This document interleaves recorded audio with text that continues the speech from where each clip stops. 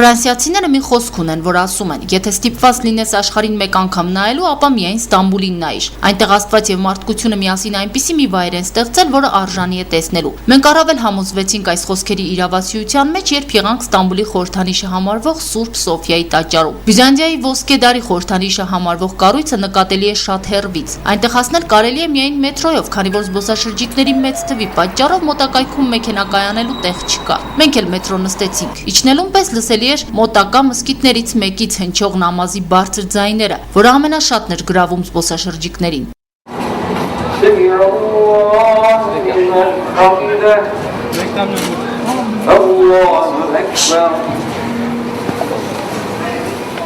Ուշպատորյա նամազով տարված մուսուլմանները մեր օպերատորին չնկատեցին, ուստի հնարավոր եղավ մեզ նկարահանել, թե նրանք ինչպես ոտաբոբիկ գորգի վրա ծնկում բարձրանում նամազ էին անում։ Մենք հիմա գտնվում ենք մի վայրում, ուր գալիս են աշխարհի բոլոր ծայրերից, անկախ դավանանքից ու գալիս են խոնարհումի համար։ Այա Սոֆիան բյուզանդական Սուրբ Պետրոս եկեղեցին է։ Այն հետագայում վերանվանվեց Այա Սոֆիա, որը թարգմանաբար նշանակում է Սուրբ Սոֆիա։ Հիմա Սուրբ Սոֆիան ոչ եկեղեցի է եւ ոչ էլ մզկիթ։ 1935 թվականին Աթաթուրքի հրամանով այն վերածվեց թանգարանի։ Բյուզանդական կայսրության գլխավոր քրիստոնեական տաճարը Կոստանդնուպոլսի պատրիարքի նստավայրն է եղել Այա Սոֆիան։ Թանգարանի մոտ խմբված թուրքերն էլ լավ գիտեն քրիստոնեական տաճարի պատմությունը։ Այն աշխարհի ամենամեծ եւ ամենագեղեցիկ կառույցներից մեկն է։ Կառուցվել է 532-ից 537 թվականներին Բյուզանդիայի Հուստինիանոս կայսեր հրամանով։ Այն եղել է Կոստանդնուպոլսի պատրիարքի նստավայրը եւ ավելի քան 1000 տարի ուղղափառ եկեղեցու հոգեվոր կենտրոն։ 1453 թվականին Կոստանդնուպոլսի անկումից հետո օսմանյան թուրքերը այս սրբավայրը վերածեցին մզկիթի, եկեղեցու կողքին սյուներ կանգնեցրեցին, հանեցին զանգերը, զոհասեղանը, սրբապատկերները, իսկ հրեշտակներ պատկերող որմնանկարները ծածկեցին թուրքական մոզաիկաներով։ Ավելի քան 500 տարի այն Օսմանյան կայսրության գլխավոր մզկիթն էր եւ Թուրքիայում բազմաթիվ մզկիթներ կառուցվել են Այա Սոֆիայի օրինակով։ 1935 թվականին Մուստաֆա Քեմալ Աթաթուրքը հրամայեց փակել մզկիթը եւ այն դարձնել թանգարան։ Կառույցի դրսի մասից շատ ավելի ազդեցիկ ներքին ճարտարապետությունն է, որը ունի պալատի շքեղություն։ Աշխարհի 8-րդ հրաշալիքն է համարվում այս կառույցը։ Բյուզանդական պատմաբանների համաձայն Այա Սոֆիան կառուցելու համար Անատոլիայի անտիկ քաղաքներից բերվել են սյուներ եւ մարմարներ։ 100 հոգեանոց վարպետների ջոկատի հետ միասին աշխատել է 10,000 բանվոր, եւ տաճարը արժանացել ամենաարագ կառուցվող տաճարի պատվին։ Մարդկությունը ժամանակի ընթացքում հավատացել է այս կառույցի միայն Սուրբ Հոգու կողմից կառուցված գաղափարին։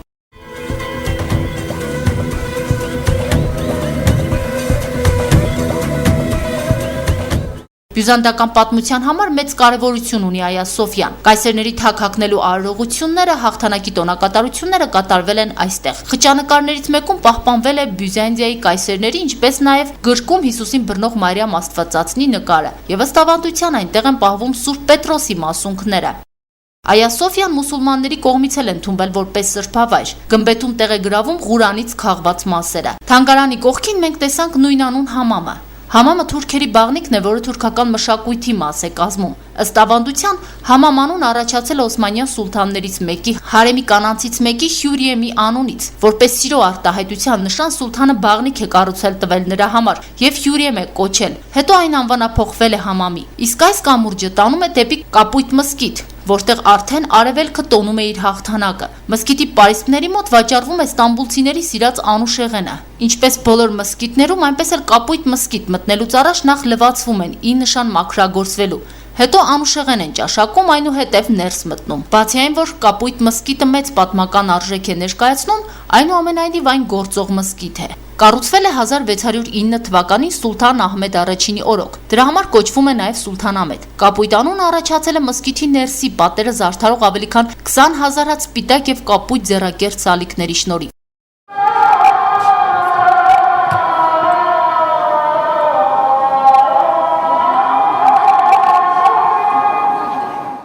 Մզկիթը 6 մինարե ունի։ Կապույտ մզկիթի կառուցողը հայազգի ճարտարապետ է, Սինանի աշակերտ Սեդեֆկար Մեհմեդ աղան։ որն ասում են այս մզկիթով գերազանցել է իր ուսուցչին։ Իր նշանակությամբ կապույտն հիմա համարվում է Ստամբուլի առաջին մզկիթը։ Վերջինս կառուցվել է բյուզանդական մեծ պալատի տարածքում, որից հիմա միայն պատարիկներ են մնացել։ Մեզ համար իսկապես տպավորիչ էին Սուլթան Ահմեդի ծավալներն ու ճարտարապետական լուծումները։ Լինել Ստամբուլում եւ չայցելել հին քաղաքի մզկիթը նշանակում է չտեսնել Ստամբուլն իր ամբողջության մեջ։ Մենք իհարկե ներս մտնել չկարողացանք, բայց այնտեղ մտնում էին ոտաբոբիկ, առանց կոշիկի։ Տուրիստները կանգնել ու նստոտել էին մուտքի մոտ, իսկ հավատացյալ մահմեդականները մզկիթի աղոթքի համար նախատեսված մասում աղոթում էին։ Կառույցի ներսից կադրեր ֆիքսել ամեն դեպքում մեզ հնարավոր եղավ կիսաբաց դռներից մեկից։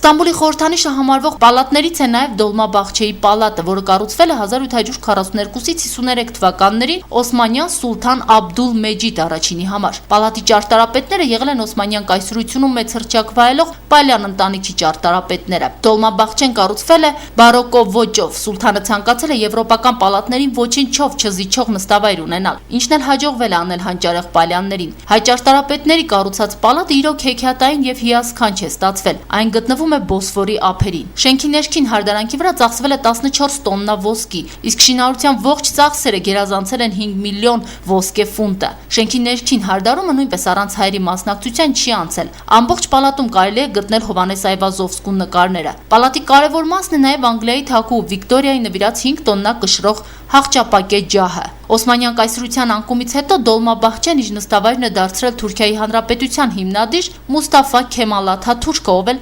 1938 թվականին այս պալատի սենյակներից մեկում կնքել է իր մահկանացուն։ Մինչ այժմ պալատում անձեռնմխելի կերպով պահպանում են Աթաթուրքի մահճակալը, որը ծածկված է Թուրքիայի դրոշով։ Պալատն Աթաթուրքի մահից հետո ծառայել է որպես թանգարան, սակայն 2007 թվականին Թուրքիայի ազգային մեծ ժողովի որոշմամբ դարձել է երկրի վարչապետի պաշտոնական նստավայրը։ Թուրքիայի այժմյան վարչապետ Ռեջեփ Թայիփ Էրդողանի աշխատասենյակը կահավորվել է նախկին հարեմի տեղում։ Քրիստինա Մկրտչյան, Համբարձում Պապոյան, Գալանյուս, Ստամբուլ։